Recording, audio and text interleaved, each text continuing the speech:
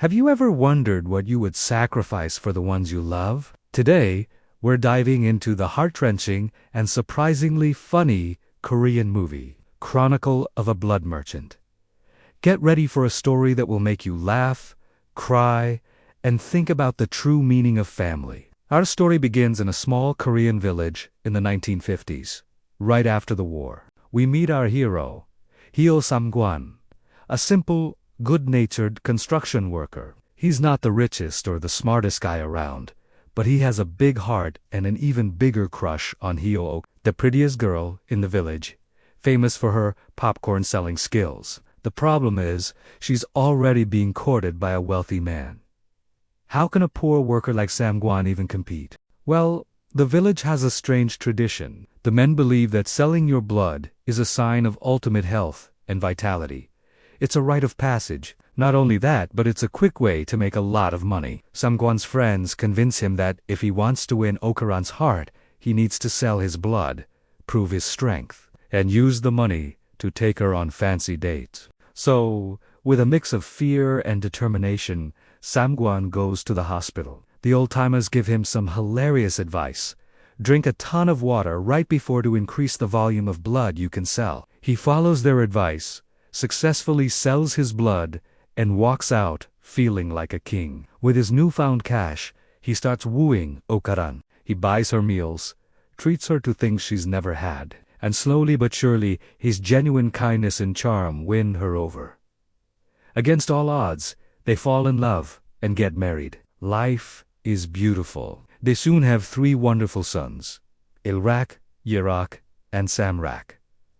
Sam-gwan is the proudest father in the world. He works hard, provides for his family, and finds immense joy in his simple life. His eldest son, Ilrak, looks just like him and is his absolute pride and joy. They share a special bond, and Sam-gwan sees his own reflection in the boy. But this idyllic life is about to be shattered. As the years go by, whispers and rumors start spreading around the village. People notice that Ilrak, the eldest son, doesn't really look like Sam. In fact, he bears a striking resemblance to Okaran's former wealthy suitor. The gossip becomes so loud that Sam-gwan can't ignore it anymore. He starts to look at Ilrak differently, tormented by doubt and jealousy. The situation comes to a head when Ilrak gets into a fight, and the other boy's family demands a blood test to prove paternity and settle the medical bills. The whole village holds its breath. The results come back, and Sam-gwan's worst fears are confirmed.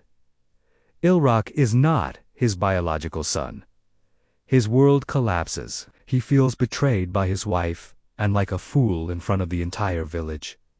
His love for Ilrak turns into confusion and anger. He starts treating the boy coldly, refusing to buy him snacks and pushing him away. He can't even look at him without being reminded of the betrayal. You can see the pain in Ilrak's eyes. He doesn't understand why his father, who once adored him, now rejects him. It's absolutely heartbreaking to watch this loving family being torn apart by a secret from the past. Okaran is devastated, trying to hold her family together while facing her husband's wrath. Sam-gwan, consumed by his wounded pride, decides he needs to get his blood back, so to speak. He believes that since he spent his blood money raising another man's son, he is now owed. This leads him on a series of misguided and often comical attempts to reclaim what he feels he has lost.